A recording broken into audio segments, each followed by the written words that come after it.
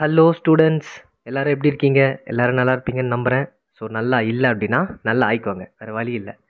So நான் உங்கள் Kaushik and நீங்கள் பார்த்துக்கிட்டு இருக்கிறது the focus education centre YouTube channel.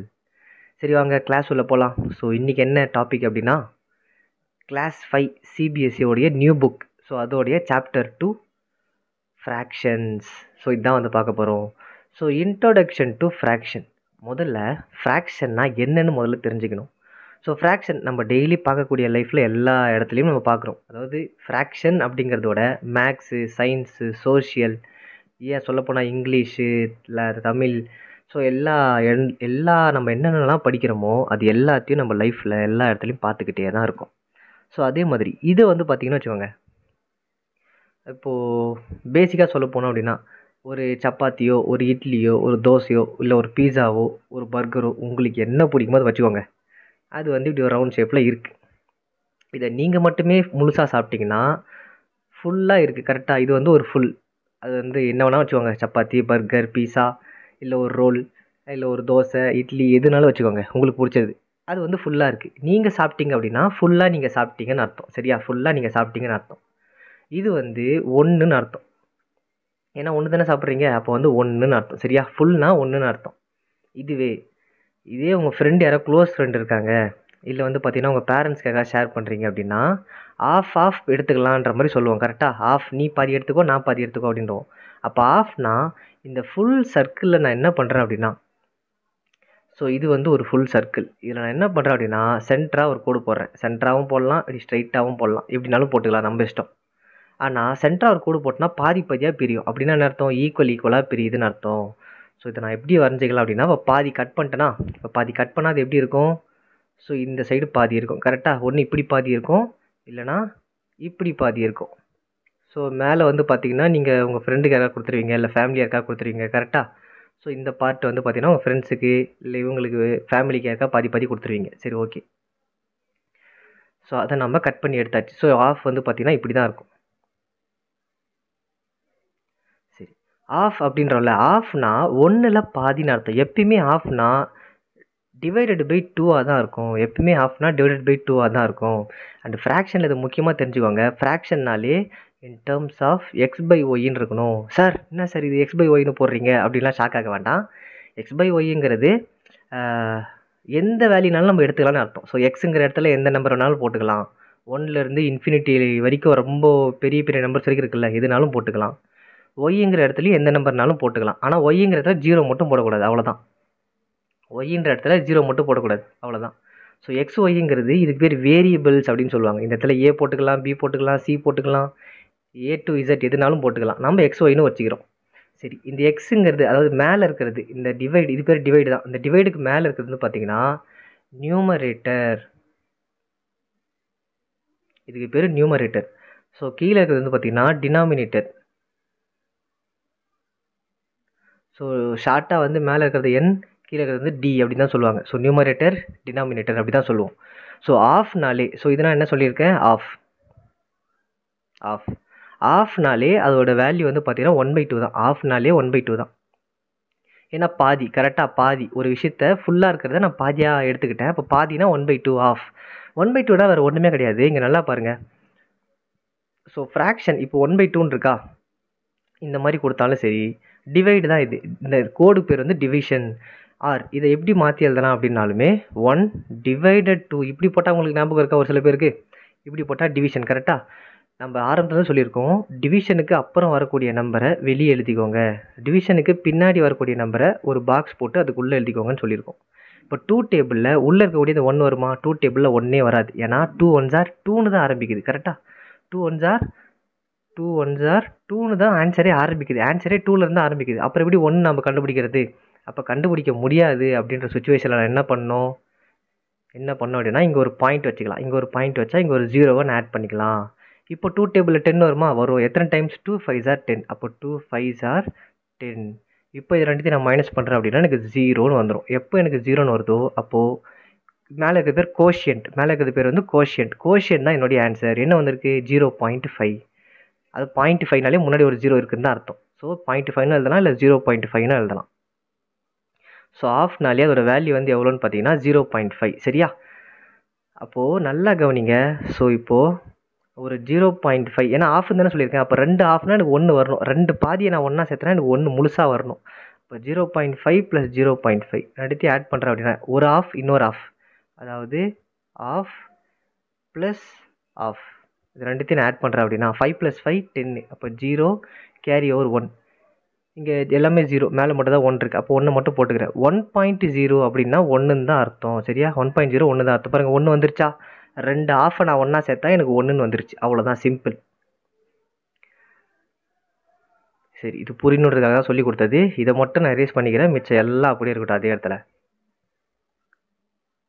அப்படி சார் அழிக்காதீங்க சார் அப்படின்னா இது வீடியோ தான். ஜஸ்ட் ஒரு ப்ரீவியஸில் போயிட்டு அதை நோட் பண்ணி வச்சுக்கோங்க, இல்லை ஸ்க்ரீன்ஷாட் கூட எடுத்து வச்சுக்கோங்க.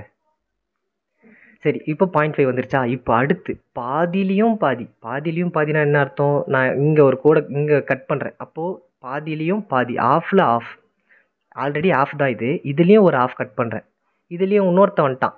ஐயோ நீ என் ஃப்ரெண்டாக போயிட்ட, சரி இந்தா இதுலேயும் ஒரு பாதி நீ எடுத்துக்கோ, பாதி நான் எடுத்துக்கிறேன் அப்படின்னு சொல்லிட்டு இந்த மாதிரி ஒரு கோடு போடுறேன் அப்படின்னா, அப்போ நான் மேலே கீழே ஏதோ ஒன்று எடுத்துக்கலாம். ஏன்னா ஒன்று தான் நம்மக்கிட்ட இருக்க போகுது, இன்னொன்று வந்து ஃப்ரெண்டுக்கிட்ட போயிட போகுது. அப்போ அதில் பாதி எப்படி இருக்குது? இப்படி தானே இருக்குது. அதில் பாதி, ஆஃபில் பாதி இப்படி தானே இருக்குது. அப்போ ஆஃப்லேயும் ஆஃப். சார் இது எப்படி சார் இப்போ எழுதுறது? ஃபுல்லுனா 1, ஆஃப்னா 1/2. அப்போ அதுலேயும் ஆஃப்னா என்ன சார்? அதுலேயும் ஆஃப்னா 1/4ன்னு அர்த்தம். சரியா? அதுலேயும் ஆஃப். அதாவது ஏன் சார் திடீர்னு 1/4ன்னு போடுறீங்க அப்படின்னா, நல்லா கவனிங்க. ஸோ இது வந்து ஒரு ஃபுல் சர்க்கிள், கரெக்டாக? இது வந்து ஒரு ஃபுல் சர்க்கிள், இது வந்து ஒரு ஃபுல் சர்க்கிள். சரி, ஓகே. இப்போது இது வந்து 1ன்னு அர்த்தம். சரியா? இது வந்து 1ன்னு அர்த்தம். இதுவே நான் என்ன பண்ண போகிறேன் அப்படின்னா, இதில் பாதி பிரிக்கிறேன்னா, ஸோ இதை நான் என்ன பண்ணுறேன் அப்படின்னா 4ஆக டிவைட் பண்ணிக்கிறேன். ஸோ ஒரு லைன் ட்ரா பண்ணால் 2 ஆஃப் வரும், இன்னொரு லைன் ட்ரா பண்ணால் 4ஆக பிரிஞ்சிடும். கரெக்டாக? 1 2 3 4. ஸோ 4 பார்ட்ஸாக இது பிரிஞ்சிருச்சு. இப்போ 4 பார்ட்ஸாக பிரிஞ்சதில் நல்லா பாருங்கள். இப்போது இதில் ஆஃப்னா நான் என்ன பண்ணலாம்? இந்த பாதியை மட்டும்தான் நான் எடுத்துக்கணும். கரெக்டாக? இதில் ஆஃப்னா இதுதான் என்னுடைய ஆஃப், 1ம் 2ம் தான் என்னுடைய ஆஃப், 3ம் 4ம் என் ஃப்ரெண்டுக்கு நான் கொடுத்துட்டேன். அப்போ 1 2 தான் என்னுடைய ஆஃப். கரெக்டாக? அப்போ என்ன அர்த்தம்?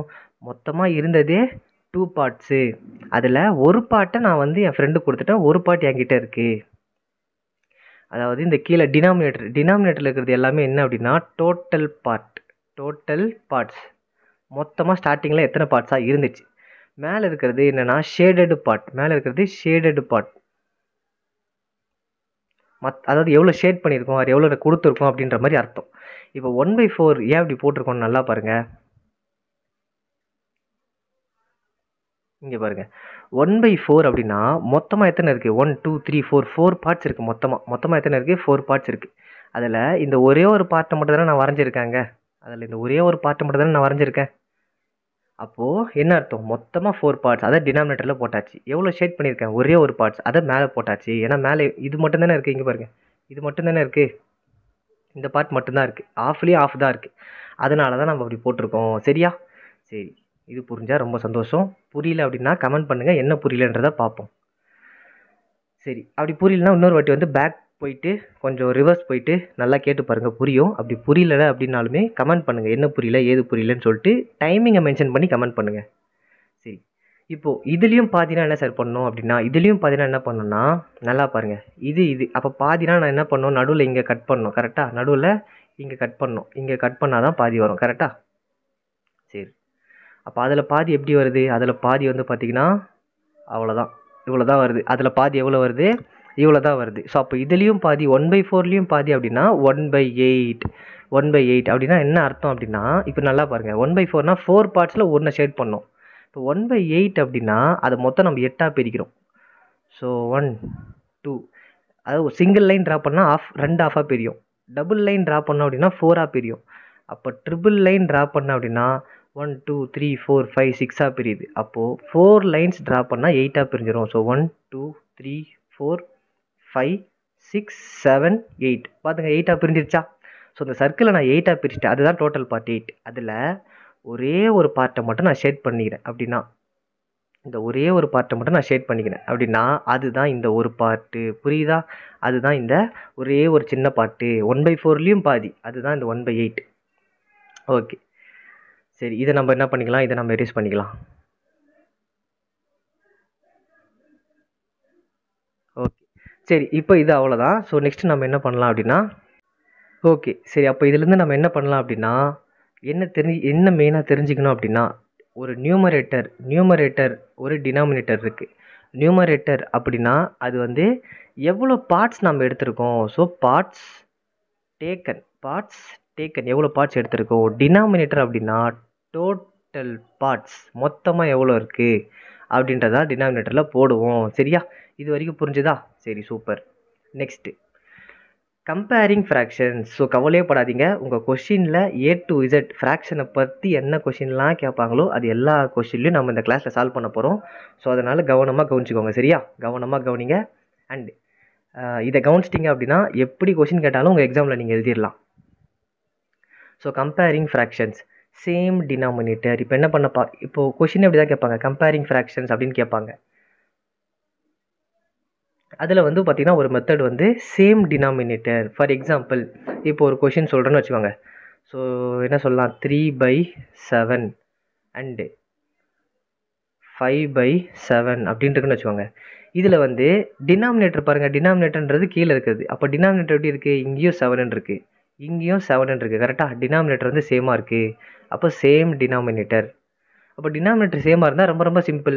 நியூமரேட்டர் பாருங்கள், நியூமரேட்டரில் எது பெருசோ அதுதான் வந்து இருக்கிறதுலே பெரிய வேல்யூன்னு அர்த்தம். அப்போது எது பெருசு, 3 பெருசா 5 பெருசா, 5 தான் பெருசு. அப்போ என்ன பண்ணணும், 3/7 கிரேட்டர் சிம்பிள். நல்லா வாயை வந்து இந்த சைடு எது பெருசோ அந்த சைடு வாயை போல் இந்த மாதிரி போட்டுக்கணும். ஸோ இதுதான் கிரேட்டர் சிம்பிள். அப்புறம் 5/7 எவ்வளோதான் ஆன்சர். இது வந்து எப்போது டினாமினேட்டர் சேமாக இருந்தால் மட்டும். ஃபார் எக்ஸாம்பிள் இன்னொரு கொஷின் கூட சால்வ் பண்ணுவோமே. இப்போ வந்து பார்த்தீங்கன்னா 2/18 இருக்குது அண்டு 9/18 இருக்குது. ஸோ டினாமினேட்டர் வந்து பாருங்கள், இதுவும் 18 தான், இதுவும் 18 தான். கரெக்டாக டினாமினேட்டர் சேமாக இருக்குது. அப்போ நியூமரேட்டரை மட்டும் செக் பண்ணுங்கள். நியூமரேட்டர் எது பெருசு, 9 தான் பெருசு. அப்போ ஆன்சர் என்ன வரும், 2/18 கிரேட்டர் தென் 9/18. அவ்வளோதான், சிம்பிள். இது வந்து சேம் டினாமினேட்டர் இருந்தால் மட்டும். இதுவே இப்போ வந்து சேம் நியூமரேட்டர் ஆயிடுச்சு சார், என்ன சார் பண்ணலாம் அப்படின்னா, அதுக்கும் தான் நம்ம இருக்கோம்ல, எது கவலைப்பட்டுக்கிட்டு. இப்போ சேம் நியூமரேட்டர் அப்படின்னா நியூமரேட்டர் சேமாக இருக்குன்றாங்க, நியூமரேட்டர் சேமாக இருக்கும். ஃபார் எக்ஸாம்பிள் என்ன கொஷின் சொல்லலாம், சரி ஒரு 1/3 எடுத்துப்போம் அண்டு ஒரு 1/7 எடுத்துப்போம். சார் ரொம்ப ஈஸி சார், முன்ன வந்து டினாமினேட்டர் வந்து சேமாக இருந்தது, அப்போது பேலன்ஸ் நியூமரேட்டரில் எது பெருசோ அது போட்டோம். அதே மாதிரி இங்கே நியூமரேட்டர் சேமாக இருக்குது, அப்போ டினாமினேட்டரில் எது பெருசாக இருக்கோ அதுதான் சார் போடணும் அப்படின்னு நினச்சி ரொம்ப பெருமையாக நினச்சேன்னா தப்பு. அப்படி போடக்கூடாது. சரியா, அப்படி போட்டிங்க அப்படின்னா அவங்களும் முட்டையை போட்டு பெருமையாக அமுச்சு விட்ருவாங்க. சரி, என்ன பண்ணணும் அப்படின்னா, நியூமரேட்டர் சேமாக இருக்கா, இதுவும் 1 இதுவும் 1. அப்போ நியூமரேட்டர் சேமாக இருந்தால் டினாமினேட்டரில் இருக்கிறதுலே வந்து பார்த்தீங்கன்னா எது சின்ன நம்பர்னு பார்க்கணும். புரியுதா, நியூமரேட்டர் சேமாக இருந்துச்சு அப்படின்னா, நியூமரேட்டர் சேமாக இருந்துச்சுன்னா டினாமினேட்டரில் எது சின்ன நம்பரோ அதுதான் பிக்கர் நம்பர். அதாவது இங்கே எழுதுகிற பாருங்க, if numerator is same then check the smallest denominator.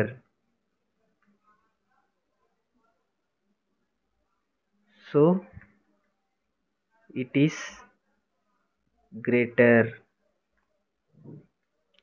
புரியுதா, அதாவது நியூமரேட்டர் சேமாக இருந்துச்சு அப்படின்னா டினாமினேட்டரில் எது சின்ன நம்பர்னு பார்க்கணும், டினாமினேட்டரில் சின்ன நம்பர்னு பார்க்கணும். இங்கே பாருங்கள், இது 3 இது 7, எது சின்னது, 3 தானே சின்னது, அப்போது அதுதான் பெரிய நம்பர்னு அர்த்தம். So 1/3 greater than 1/7. நியூமரேட்டர் சேமாக இருந்துச்சு அப்படின்னா டினாமினேட்டரில் எது சின்ன நம்பரோ அதுதான் பிக்கெஸ்ட் நம்பர்னு அர்த்தம். சரியா, அதுதான் பிக்கெஸ்ட் ஃப்ராக்ஷன் மொத்தமாக பார்க்கும்போது. ஓகே, இது புரிஞ்சிருக்கும்னு நினைக்கிறேன். Different numerator denominator. சார் இப்போ வந்து சரி sir, numerator okay, denominator okay, இது ரெண்டும் வந்து மாறி மாறி சேமாக இருந்தால் பரவாயில்ல, ரெண்டுமே சேமாக இல்லை வேறு வேறு நம்பராக இருந்தால் என்ன சார் பண்ணணும் அப்படின்னா, அதுக்குமே வந்து சிம்பிளான ஒரு ஐடியா இருக்குது, எல்சிஎம். ஆல்ரெடி நீங்கள் படிச்சிருப்பீங்க, படிக்கலனாலும் ஒரு பிரச்சனையும் இல்லை, நான் சொல்லித்தரேன். எல்சிஎம் எடுப்போம். சரிங்க, நல்லா நீங்கள் ஃபார் எக்ஸாம்பிள் என்ன பண்ணலாம் அப்படின்னா, ஒரு 2/3 அண்டு 3/4. இப்போ நல்லா பாருங்கள் சார், இப்போ பாருங்கள் சார், 2/3 இங்கே 3/4, நான் அப்படியே திருப்பி எழுதிக்கிறேன் சார் 4/3ன்ட்டு. அப்படின்னா நீ போடுற கொஷினுக்குலாம் அவங்க ஆன்சர் மார்க் போட்டு தரமாட்டாங்க. ஆன்சரில் அவங்க கேட்குற கொஷினுக்கு ஆன்சர் போட்டால் மட்டும் தான் மார்க் தருவாங்க. சரி, 2/3 3/4 எதுவுமே சேமாக இல்லை, எதுவுமே சேமாக இல்லை. டிஃப்ரெண்ட் நியூமரேட்டர் டிஃப்ரெண்ட் டினாமினேட்டர், ரெண்டுமே வந்து டிஃப்ரெண்ட்டாக தான் இருக்குது. இப்போ இந்த இடத்துல தான் எல்சிஎம் எடுக்கணும். ஸோ எல்சிஎம் ஆஃப் எப்பயுமே டினாமினேட்டருக்கு மட்டும் தான் எல்சிஎம் பார்க்கணும். சரியா, டினாமினேட்டருக்கு மட்டும் தான் எல்சிஎம் பார்க்கணும். ஸோ 3 and 4 எப்படி சார் எல்சிஎம் கண்டுபிடிக்கிறது அப்படின்னா, நல்லா பாருங்கள், 3யும் 4ம் இதுக்கு வந்து எல்சிஎம் எடுக்கணும். ஸோ எல்சிஎம்னா இந்த மாதிரி எல் போட்டுக்கணும், அதுதான் எல்சிஎம் போட்டுக்கணும். ஸோ இதில் என்ன பண்ணணும் அப்படின்னா, 3ன்ற ஒரு நம்பர் இருக்குது, 4ங்கிற வேறு நம்பர். அப்போ ஃபஸ்ட் நான் என்ன பண்ணுறேன், 2 டேபிளால் டிவைட் ஆகுதான்னு பார்க்குறேன். ஸோ 2 டேபிளில் 3 வராது. அப்போ நான் அதை 3 அப்படியே போட்டுக்கிறேன். எல்சிஎம்னா இப்படி தான், டிவிஷன் மாதிரி இல்லை, டிவிஷன் தான் பட் எக்ஸாக்ட் டிவிஷன் மாதிரி பண்ண மாட்டோம். ஸோ எந்த நம்பர் போதோ அதை மட்டும் தான் கீழே போடுவோம், எந்த நம்பர் போலியோ அதை சேமாக கீழே எடுத்து எழுதிடுவோம். ஸோ 2 டேபிளில் 3 வராது, அதனால் கீழே எடுத்து எழுதியாச்சு. ஆனால் 2 டேபிளில் 4 வரும். எத்தனை டைம்ஸ்? 2 2s are 4. அப்போ 2 2s are 4 கரெக்டாக வருதா? 2 2s are 4. அதே மாதிரி இன்னொரு எல் போட்டுக்கிறோம். அதே மாதிரி 2 டேபிள் போட்டுக்கிறேன், 2 இருக்குல்ல, அப்போ 3 வராது, அதை அப்படியே மறுபடியும் கீழே எழுதிக்கிறேன். 2 1s are 2. இப்போ என்ன பண்ணுறேன், 1 வந்துருச்சு. 1 வந்தாலே என்ன பண்ணலாம், அடுத்த நம்பருக்கு போயிடலாம். 3 இருக்கா, அப்போ 3 டேபிளில் டேரெக்டாக எழுதிக்கிறேன். 3 1s are 3. 3 டேபிளில் 1 வராது, அப்போ அந்த 1 மறுபடியும் டேரெக்டாக எழுதிக்கிறேன். அவ்வளோதான், முடிஞ்சிருச்சு. இந்த மாதிரி எப்போ கீழே 2 1 வருதோ அப்போ ஸ்டாப் பண்ணிக்கோங்க. இப்போ மல்டிப்ளை பண்ணுங்க எல்லாத்தையும். 1 1s are 1 தான், கரெக்டாக 1 1s are 1. அப்போது 1 3s are எவ்வளோ, 1 3s are 3, கரெக்டாக 1 3s are 3. இப்போது 3 2s are எவ்வளோ, 3 2s are 6. அப்போது 6 2s are என்ன, 6 2s are 12. அப்போ கடைசியாக இது எல்லாத்தையும் மல்டிப்ளை பண்ணும்போது நம்மளுக்கு என்ன வருது, 12ன்னு வருது. அப்போ LCM of 3 and 4 equals to 12. புரியுதா? LCM of 3 and 4 equals to 12. அவ்வளோதான், ரொம்ப ரொம்ப சிம்பிளாகி போச்சு. இப்போ என்ன ஒரு விஷயம் அப்படின்னா, இங்கே பாருங்கள், டினாமினேட்டர் வந்து மொத்தமாக 12 ஆக்கிடணும். மேலே என்னென்ன நம்பர் இருக்குது, 2 இருக்குது, கரெக்டாக மேலே என்ன நம்பர் இருக்குது, 2 இருக்குது. ப்ளஸ் இங்கே என்ன நம்பர் இருக்குது, 5ன்ற ஒரு நம்பர் இருக்குது, அப்படி இல்லையா? ஓகே வெயிட் பண்ணுங்கள், இப்படி கூட வேண்டாம், இன்னும் ரொம்ப சிம்பிளாக சொல்ல போனோம் அப்படின்னா, சரி இப்போ 2/3 கரெக்டாக நம்மளுக்கு வந்து எல்சிஎம் வந்து 12ன்னு கிடச்சிருச்சு. 3 இருக்கா, 3யை வந்து எத்தனை டைம் மல்டிப்ளை பண்ணால் 12 வரும், அதாவது 2/3 இருக்குது. அண்டு அதை சொல்லித்தரும்போது கொஞ்சம் பெருசாக தெரியும், பட் நீங்கள் புரிஞ்சுட்டு போட்டிங்க அப்படின்னா ரொம்ப ரொம்ப ஈஸி. நான் உங்களுக்கு சொல்லித்தரணுன்றதுனால இவ்வளோ பெருசாக ஸ்டெப் பை ஸ்டெப்பாக சொல்கிறதுனால பார்க்குறதுக்கு பெருசாக தெரியுது. புரியுதா? பார்க்குறதுக்கு பெருசாக தெரியுது. சரி, இந்த 3 இருக்குல்ல, 3 டேபிளில் எப்போ 12 வரும், ஏன்னா எல்சிஎம் வந்து 12. அப்போ 3 டேபிளில் எப்போ 12 வரும்னு பாருங்கள். 3 4s are 12. 3 4 டைம்ஸ் பண்ணால் 12. அதே 4 நியூமரேட்டர் கூடயோ மல்டிப்ளை பண்ணணும். அதே மாதிரி 4 டேபிள் பாருங்கள், 4 டேபிள் என்னது, 4 3s are 12. அதே 3யை நியூமரேட்டர் கூடயும் மல்டிப்ளை பண்ணணும். அவ்வளோதான், simple. So first denominator check பண்ணணும், எல்சிஎம்மோட வேல்யூ எப்போ வரும், எது கூட மல்டிப்ளை பண்ணால் வரும்னு பார்க்கணும். 3 4s are 12. அதே 4ஆல் நான் நியூமரேட்டரையும் மல்டிப்ளை பண்ணி ஆகணும். அதே மாதிரி இந்த சைடு பார்த்தீங்கன்னா 4 3s are 12. அதே 3ஆல் நான் நியூமரேட்டர் கூட மல்டிப்ளை பண்ணி ஆகணும். அவ்வளோதான். இப்போ 2 4s are என்ன, 8 டிவைடட் பை 12. அதுக்கப்புறம் இங்கே 3 3s are என்ன, 9 டிவைடட் பை 4 3s are 12. இப்போ பாருங்கள், டினாமினேட்டர் சேம் ஆகிடுச்சா, அதுக்கு தான் இந்த மாதிரி எடுத்துகிட்டு வரோம் எல்சிஎம் பண்ணி.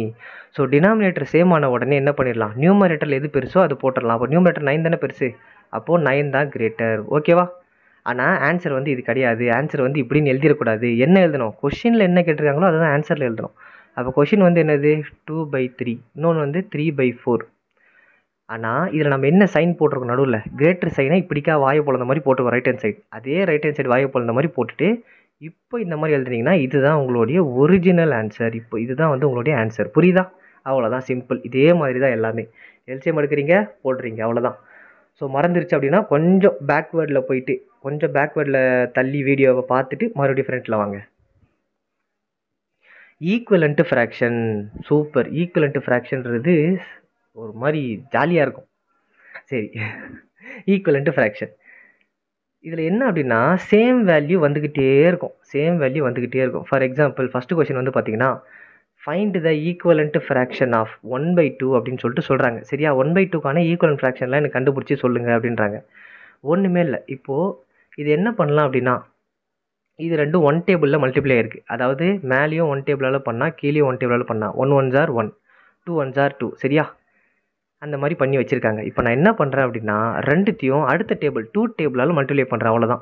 நியூமரேட்டரையும் டினாமினேட்டரையும் 2 டேபிளால் மல்டிப்ளை பண்ணுறேன். அப்போ 2 1s are 2, 2 2s are 4. புரியுதா? அடுத்து என்ன வரும் அப்படின்னா, இப்போ 2 டேபிளில் மல்டிப்ளை பண்ணிச்சா அடுத்த டேபிள் என்ன, 3 டேபிள். அப்போ 3 டேபிளால் நான் மல்டிப்ளை பண்ணுறேன் அடுத்து. அப்போ 1 3s are 3, 2 3s are 6. மறுபடியும் 3 டேபிள் பண்ணியாச்சா, அடுத்து இப்போ 4 டேபிள். ஸோ 4 டேபிள் பண்ணோம் அப்படின்னா என்ன வரும், 4 1s are 4 divided by 4 2s are 8 அப்படின்னு சொல்லிட்டு வரும். ஸோ இந்த மாதிரி 4 டேபிள் ரிமூவ் பண்ணிட்டு அடுத்து 5 டேபிள், அடுத்து 6 டேபிள், அடுத்து 7 டேபிள்னு போட்டு போய்கிட்டே இருக்கலாம் நம்ம இஷ்டத்துக்கு. கொஷினில் என்ன கேட்குறாங்களோ அதுதான். So equivalent fraction up to ஒரு 4 terms R equivalent fraction up to ஒரு 5 டேர்ம்ஸ் அந்த மாதிரி சொல்லிட்டு கேட்பாங்க. நீங்கள் அதுக்கேற்ற மாதிரி கண்டுபிடிச்சா மட்டும் போதும். இப்போ எதுக்கு சார் இது மாதிரி போடுறீங்க, எப்படி சார் நான் கண்டுபிடிக்கிறது ஈக்குவலாக இல்லையானா கேன்சல் பண்ணி பாருங்கள். இப்போ 2 1s are 2, 2 2s are 4, 1/2 வந்துருச்சா? அதே மாதிரி 3 1s are 3, 3 2s are 6, 1/2 வந்துருச்சா? 4 1s are 4, 4 2s are 8, 1/2 வந்துருச்சா? அப்போ நம்ம போட்ட வேல்யூ கரெக்டு தான். ஸோ இதுதான் வந்து என்னது ஈக்குவலன்ட் ஃப்ராக்ஷன். ஓகேவா? ரொம்ப ரொம்ப ஈஸி, ரொம்ப ரொம்ப ஈஸி. சரி, இன்னொரு கொஸ்டினும் சொல்லி கொடுத்துடலாம். அதில் இன்னொரு டைப் இல்லை, இன்னொரு ஒரு எக்ஸ்ட்ரா கொஷின். ஸோ இப்போ 3/5 இருக்குது. இதோட ஈக்குவலன்ட் ஃப்ராக்ஷன் கண்டுபிடிங்கன்னா சேம் அதே தான். டேரெக்டாக 2 டேபிளால் மல்டிப்ளை பண்ணி போட்டு போயிட்டே இருங்க. 3 2s are என்ன 6, 5 2s are 10. அடுத்து என்ன வரணும்? அடுத்து 2 டேபிளை ரிமூவ் பண்ணிவிட்டு 3 டேபிளை போடுங்க. அப்போ 3 3s are 9, 5 3s are 15. அடுத்து என்ன? அடுத்து சேம் அதே தான். 3 டேபிளை ரிமூவ் பண்ணிவிட்டு இப்போது 4 டேபிளால் மல்டிப்ளை பண்ணுங்கள், 4ஆல் மல்டிப்ளை பண்ணுங்கள். So 3 4s are 12, 5 4s are 20. அதே மாதிரி போய்கிட்டே இருக்கும். இப்போ நான் கேன்சல் பண்ணேன் அப்படின்னா 6 1, அதாவது 2 3s are 6. ஏன்னா ரெண்டுமே 2 டேபிளில் தான் போகும். சேம் டேபிளில் போகணும், அப்போ தான் கேன்சல் பண்ணணும். ரெண்டு நியூமரேட்டரும் சரி டினாமினேட்டரும் சரி சேம் டேபிளில் கேன்சல் ஆகணும். இப்போ 2 டேபிள் எடுத்திங்கன்னா நியூமரேட்டரும் சரி டினாமினேட்டரும் சரி 2 டேபிளில் தான் கேன்சல் பண்ணணும். நியூமரேட்டர் 2 டேபிள்லையும் டினாமினேட்டர் 3 டேபிள்லையும் அந்த மாதிரிலாம் பண்ணக்கூடாது. இப்போ 2 3s are 6. அதே மாதிரி 2 டேபிளில் 2 5s are 10 வந்துச்சா? 3/5. அதே மாதிரி 3 3s are 9, 3 5s are 15 வந்துருச்சா? அதே மாதிரி 4 3s are 12, 4 5s are 20 வந்துருச்சா? அப்போ எல்லாமே கரெக்டாக தான் நம்ம எடுத்து எழுதியிருக்கோம். ஸோ ஆன்சர் நீங்கள் பாட்டு 3/5 எழுதிடாதீங்க. 6/10, 9/15, 12/20 இதுதான் உங்களுடைய ஆன்சர். சரியா?